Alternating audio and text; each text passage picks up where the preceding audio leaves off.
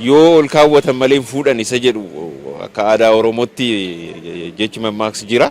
Yoo ol kaawwatan malee waan kaawwatan sana fuudhuun hin danda'amu. Waan summaa dhalataan ammaa dargaggeessi waan qusate waan dargaggeessummaa waan fiigee iddoo tokkotti sadarkaatti qaqqabu sadarkaa humna ho'aa kanatti yoo qusate boruuf itti fayyadamuu danda'a jedheen abdadha. Bakka hojii daldalaa hojii meeshaa aadaa kana magaalaa Nageellee Arsii iddoo addabaabaayii jedhan irra jirra. Qusannaan qabna baankiin nu qusachiisa. Baankii siinqeetti qusannaa liqis nu kennaa nu qusachiisa nu to'ataa nu hordofaa. Kapitaala xiqqoomarraa kaanee gara birrii 5,000 irraa kaanee haga amma gimmaasha miliyoona geenyeerra waldaa nama 3 maatii makiyya waliin akkasitti hojjedha. Akkuma argameen guyyaa guyyaan illee dhufaniiti nurraa hin fuudhanii nullee ammoo ji'aan illee qusannaa dura jumaan qusannaa ji'aan qusannaa amma ammoo siinqeen hundinuu baankiin hundinuu deemaa qusannaa waan fuudhuufi gaafa gabaallee dhufanii waan qusannu dhufaa nurraa fuudhanii. Faayidaa qusannaa kana qusannaan kun nama jajjabeessa akka waa ol kaawwatan nama barsiisa duraan wanni teenna dhadhamaraaftu ol kaayatti amma ammoo baankii keessa kaayachuun akka durii mana kaayatanii qusannaa kanaafillee adda hojjechuun hin qusanna jennee kaayachuun ol kaawwachuun barbaachisa. Kanaaf waan hojjennerraa ol kaayataa ijoollee ittiin barsiifataa jiruu keenya ittiin fooyyeffataa. Waan namni naannootti waliin jireenya waliinii akkasitti harka qalleeyyiillee hawwata siinqee taanee nama mana ijaarreeftu jira gargaaraa akkasitti. Kanaaf qusannaa yoo kaayatan waan ol kaayatan fuudhani yoo waliin kenne homaa fuudhuu hin danda'ani. Namoonni akka kiyyaa hojii dhabummaa balleessanii of danda'anii hojjetanii harka eeggattummaa jala bayanii maatii ofiillee hojii barsiisanii ofiillee akka hojjetaa jedhan keessattuu waa'ee aadaaf safuu duudhaa keenyaa kana waan yeroo ammaa kana ta'eef waan nuufillee waan kennallee waan ta'eef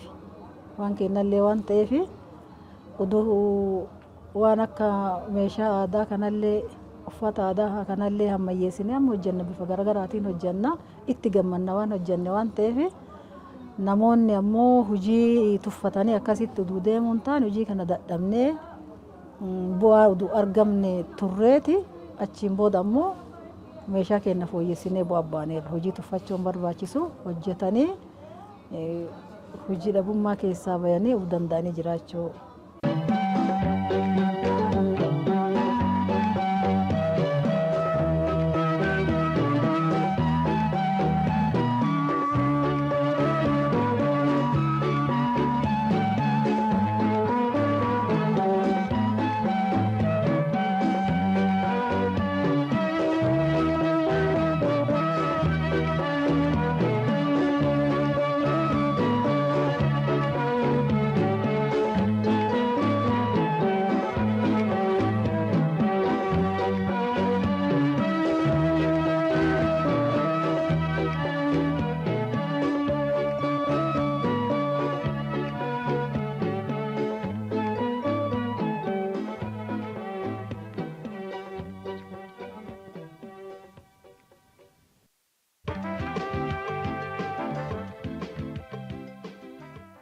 Maqaan koo Addisuu Sheetaa jedhama.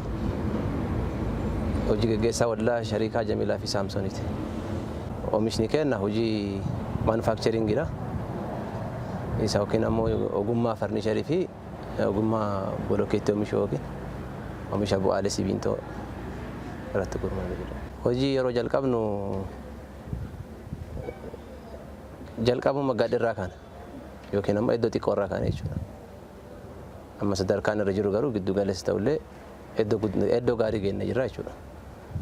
Iddoo kana kan geenye ka'umsi isaa iddoo xiqqoorraa. Sadarkaa kana keessa kan geenye bu'aa bahii guddaa dabarsineeti. Inni tokko maanni qusannaan hin jira. Qorumsi dalagaa keessaa jira. Qorumsa kana hunda dandeenyeeti jechuudha. Qusannaa jechuun waan biraati miti. Waan qabanirraa waa kaatu jechuudha. Waan qabnurraa fakkeenyaaf waan dalagnee qabnurraa hamma ta'e wayii kaatu jechuudha. yoo fakkeenyaaf qarshii 1,000 osoo arganneeti yoo xiqqaate persentii 25 qusannaa kaa'atu persentii haga ta'e san kan argannerraa qusannee kaa'atu jechuudha. Isuma kaa'anne san inni kaa'anne sun kuufamaa dhufa jechuudha. Xiqqaa osoo hin jenne guddaa osoo hin jenne qusatudha.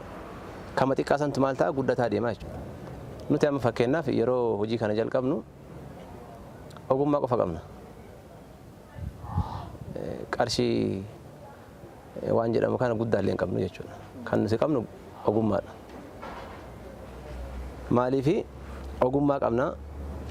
Ogummaa keenya irratti kaapitaala xiqqoo qabna.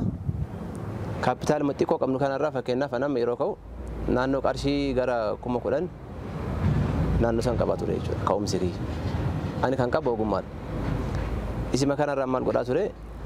Qarshii xiqqoo qabu tanarraa ammoo qusataate. Kan qusanne san irratti deebineet ammoo galii dabalataa galchaate akkasiin as geenye jechuudha. Kaapitaalli keenya yeroo ammaa gara miliyoona 2 dhufnee jirra jechuudha. Sadarkaa amma jiru kanarratti gara miliyoona 2 ol horannee jirra. Ani ergaan ani dabarsu namni kamuu ani qarshii hin qabu jedhee taa'uu hin qabu jechuudha. Qarshii hin qabu hojii kana hojiitti seenee hojjechuu hin danda'u osoo hin ta'in hojii hojjechuu fedha qaba. Fedha qabaannaan qarshiin ofiin dhufa. Tokkoffaa kan dursu maali fedha? Fedha waan sanii qabaatudha. Erga fedha qabaannee booda kutannoo qabaannee hamma argannu san irratti qusannoo keenya qusannee kutannoo qabaannaan qorumsa kamuu keessa ni darbina taanaan harka yoo hin kennanne sadarkaa kamuu ga'uu hin dandeenye jechuudha. Sadarkaan amma jiru jechuun guddaa jechuu miti. Kana ol deemuun hin danda'amu.